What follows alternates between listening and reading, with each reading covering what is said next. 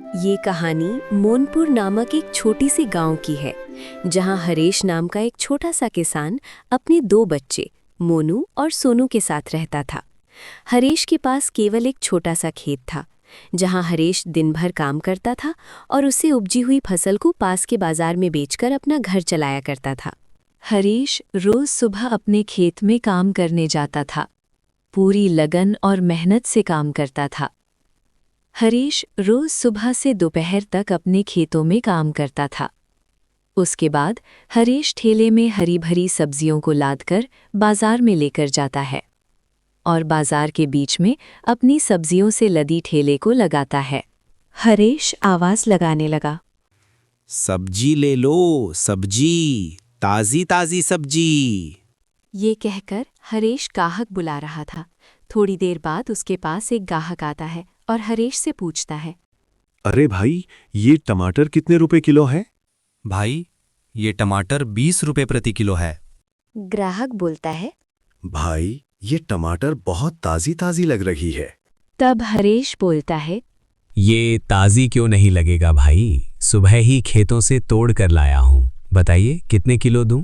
ग्राहक, भाई, 5 kilo pack कर दो।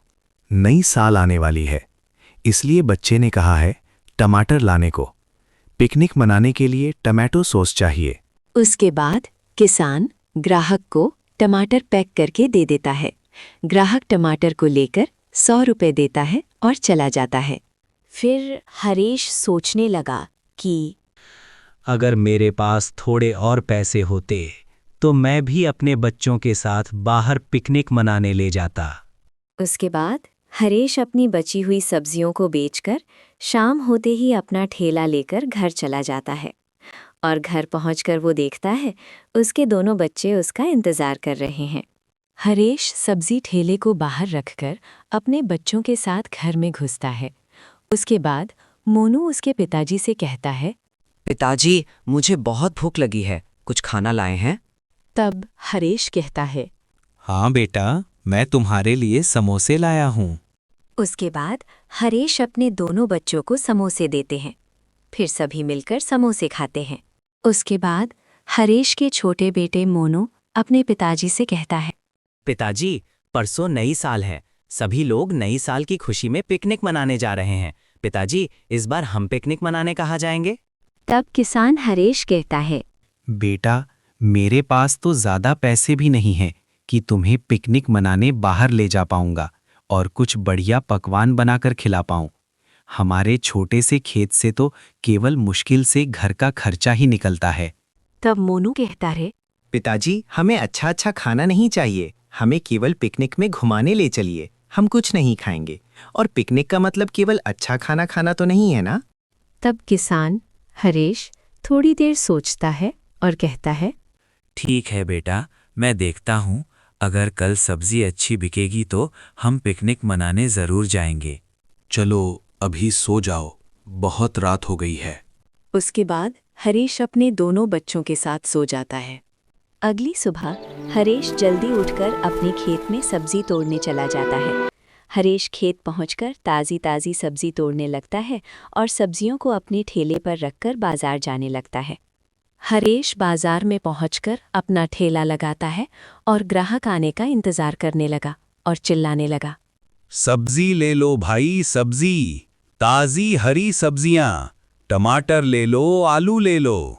उसके बाद हरीश शांति से खड़े होकर ग्राहक आने का इंतजार करने लगता है।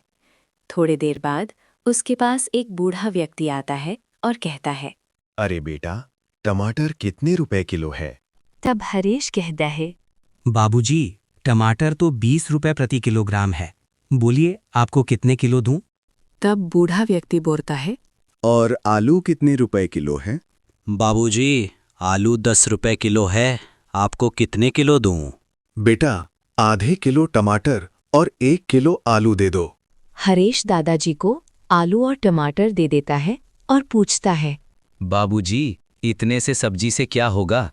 तब दादाजी बोलते हैं, बेटा, मैं अकेले कितना खाना खाऊंगा? और हरीश को 20 रुपए देकर चले जाते हैं। उसके बाद हरीश फिर से ग्राहक आने का इंतजार करने लगता है और सोचने लगता है, अगर मेरे पास भी बड़े खेत होते तो मैं खूब मेहनत करता और उससे उगने वाले सब्जियों को बेचकर अपने बच्चों को पिकनिक पर अच्छी अच्छी पकवान बनाकर खिलाता। ये सोचते हुए हरेश ग्राहक को आने का इंतजार कर रहा था। तभी एक जमींदार उसके पास आता है और कहता है, अरे हरेश, ये टमाटर और आलू कितने रुपए किलो है? हरेश बोलता है, जमींदार साहब, ये टमाटर 20 रुपए और आलू 10 रुपए किलो है। जमींदार कहते हैं, हरेश, सारे सब्जियां ताज़ी और हरी भरी दिख रही हैं। लगता है आज ही खेतों से तोड़कर सीधे बाजार लाए हो। जी जमींदार साहब, सुबह ही खेतों से लाया हूँ। जमींदार कहते हैं, हरेश, मुझे सारी सब्जियां पैक कर दो। बच्चों लोग बोले हैं पिताजी बाजार से आलू, टमाटर और बहुत सारी चीज़ें लेते आने को बोले हैं। हम नई साल की खुशी में कहीं दूर जगह पिकनिक मनाने जाएंगे। वैसे तुम इस बार पिकनिक मनाने कहाँ जा रहे हो? तब हरेश बोलता है, कहाँ जाएंगे जमींदार साहब, छोटे से खेत से तो केवल मुश्किल से घर ही चलता है। तब जमींदार कहते हैं, हरेश, मेरे पास एक खेत है जो बरसों से बंजर पड़ा है।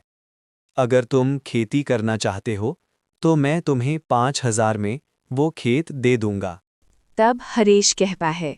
जमींदार साहब, मैं इतना पैसा कहाँ से लाऊंगा? तब जमींदार कहते हैं, हरेश, तुम मेरे खेत में खेती करके उपजी हुई फसल बेचकर मुझे थोड़ा थोड़ा करके सारे पैसे चुका देना और आधा पैसा तुम अपने परिवार के लिए रखना। उसके बाद सारे पैसे देने के बाद खेत तुम्हारा हो जाएगा। तुम आराम से खेती करना और अपनी सारी ज़रूरतें पूरी करना। हरेश बोलता है, ठीक है साहब, मैं पिकनिक के बाद आपके खेत में ही खेती करूंगा। उसके बाद हरेश जमींदार को सारी सब्जियां पैक करके दे देता है। जमींदार पूछता है, कितने पैसे देने हैं सारी सब्जियों के? हरेश बोलता है, साहब आपके 300 रुपए हुए। जमींदार हरेश को पैसे दे देता है और घर चला जाता है। उसके बाद हरेश भी अपना ठेला लेकर घर जाने लगता है। तभी उसे याद आता है, कल बच्चों के साथ पिकनिक पर जाना है। उसके बाद हरेश एक राशन दुकान पर जाकर कहता है, अरे काका, इस बार पिकनिक पर कहाँ जा रहे हो? तब दुकानदार कहके है, वहीं नदी के किनारे। वैसे तुम कहाँ जा रहे हो? तब हरेश बोलता है, मैं भी वहीं जा रहा हूँ। वैसे क्या चाहिए तुम्हें? हरेश बोलता है, काका, मुझे 2 किलो बेसन, 2 किलो मैदा और 2 किलो तेल और आधे किलो मसाला और नमक एवं हल्दी पाउडर दे दीजिए। दुकानदार सारा सामान हरीश को दे देते हैं। हरेश पूछता है, काका कितने रुपए हुए? दुकानदार बोलता है, 500 रुपए हुए। हरीश दुकानदार को 300 रुपए देता है और कहता है, काका मैं बाकी पैसे बाद में दे दूंगा। दुकानदार बोलता है, ठीक है बेटा। उसके बाद हरीश अपने ठेले में सारे वस्तु को रखकर अपने घर आने लगता है। हरीश जब घर पहुंचता है तो उसके दोनों बच्चे दौड़कर उसके पास आते हैं। फिर सभी घर के अंदर घुसते हैं। तब हरीश का छोटा बेटा मोनू उसके पिताजी से कहता है, पिताजी, हम कल पिकनिक में घूमने जाएंगे ना? और आप इस थैले में क्या लाए हैं? तब हरीश कहता है, हाँ बेटा, हम कल पिकनिक मनाने ज़रूर जाएंगे और मैं तुम्हारे लिए बेसन और मैदा भी लाया हूँ। तब मोनू बहुत खुश हो जाता है और अपने पिताजी से पूछता है, पिताजी, हम कल पिकनिक मनाने कहाँ जाएंगे? तब हरीश कहता है, बेटा, हम कल पिकनिक मनाने स्वर्ण रेखा नदी में स्थित हुंड्रू फॉल जाएंगे। ये सुनकर सोनू और मोनू दोनों बहुत खुश हो जाते हैं।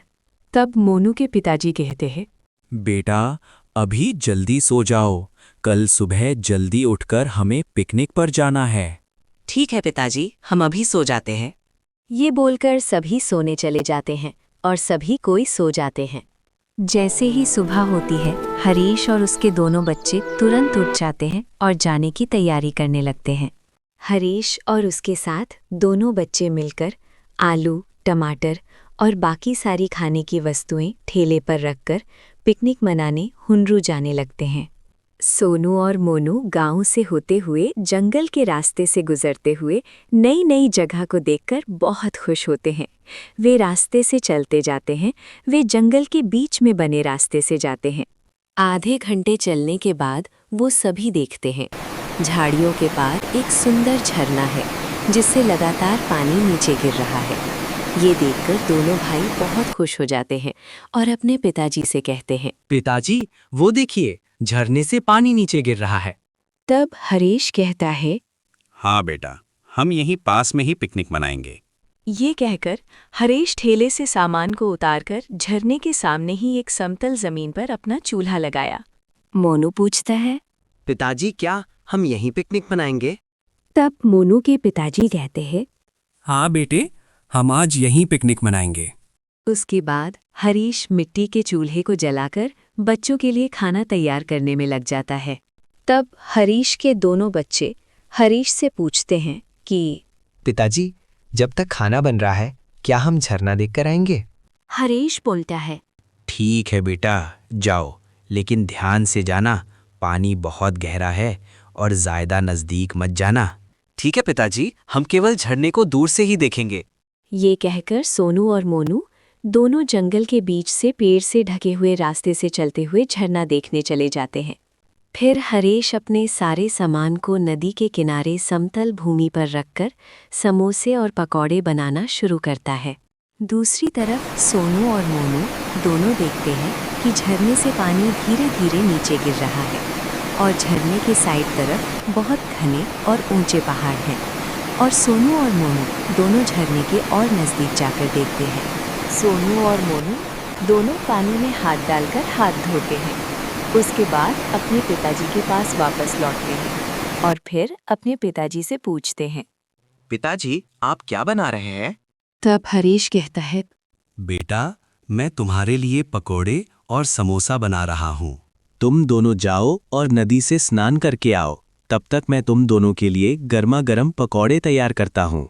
तब मोनू बोलता है, ठीक है पिताजी, हम अभी नदी से स्नान करके आते हैं। फिर सोनू और मोनू दोनों नदी में स्नान करने चले जाते हैं और दोनों भाई नदी में तैरने लगते हैं और पानी में खेल रहे थे। तभी पानी में उन्हें एक चमकीला पत्थर दिखाई देता है। वे दोनों उसके पास जाते और उसे देखते हैं कि वो एक सोने का पत्थर है। वो देखते हैं कि सोनू और मोनू सोने को उठाकर वापस उसके पिताजी के पास जाने लगते हैं और अपने पिताजी को वो सोने का पत्थर दिखाते हैं। हरीश वो सोने को देखकर कहता है, बेटा, तुम्हें ये सोना कहाँ से मिला है? तब सोनू और मोनू सारी बातें बताते हैं कि वो सोना उन्हें कहाँ से मिला। और मोनू कहता है, पिताजी, हम इस सोने को बेचकर एक बड़ा सा नया खेत ले लेंगे और खेती करके हम अच्छे से अपना जीवन व्यतीत करेंगे और बाकी सोने से हम गरीबों और बूढ़े की मदद करेंगे। तब मोनू के पिताजी कहते हैं, ठीक है बेटा। चलो अभी खाना खा लो, नहीं तो खाना ठंडा हो जाएगा। उसके बाद मोनू सोने के पत्थर को अपने पिताजी को दे देता है। फिर मोनू बोलता है, पिताजी, मुझे बहुत भूख लगी है, चलिए कुछ खाते हैं। फिर सभी मिलकर पकौड़े और समोसे खाते हैं। फिर थोड़ा देर जंगल में घूमते हैं। उसके बाद शाम होते ही हरीश अपने बच्चों के साथ घर जाने लगता है और घर आकर वो अपने बच्चों के साथ सो जाते हैं। और अगली सुबह उठकर वो सोने के पत्थर को बेचकर जमींदार के घर जाता है और जमींदार को पैसे देकर एक बड़ा सा खेत ले लेता है। उसके बाद वो खुशी खुशी अपना जीवन व्यतीत करता है।